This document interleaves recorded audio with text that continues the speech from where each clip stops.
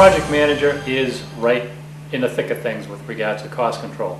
In cost control, one of the important items that one must consider is that in evaluating items, enough work must have been done so that learning curve issues related to those costs have been taken care of in effect. And so you probably want to start looking at, should I make changes in our approach on any specific cost item after maybe 25 to 30% of the work has actually been complete.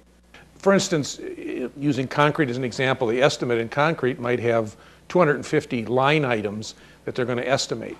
But reporting those costs, it might only report cost on 20 items or 30 items.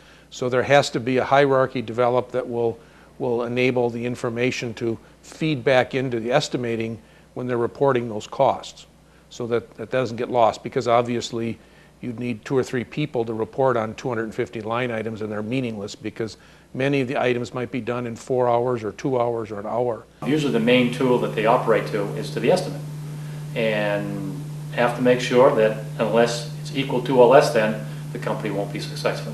The key is making sure that the costs are reported the way the job is estimated.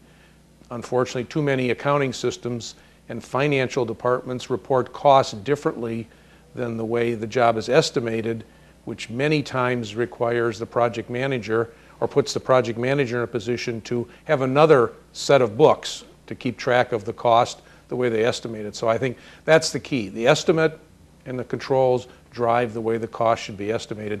Then you'll have meaningful information to look back at a project.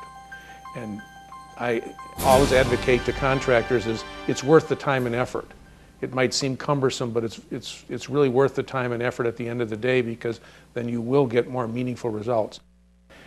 Many contractors come out with the approach that, well, we'll just look at all of our costs and we'll average those out to determine estimating in the future. And the real answer is each project, of course, stands on its own. So to understand and develop your plan and your cost as far as the estimate, and then have an accounting system and a cost system that you can report those costs against the estimate. Then future estimators and project managers and estimators for future projects will have meaningful information. It's the final summary of what took place on the project for each of the critical areas of the project.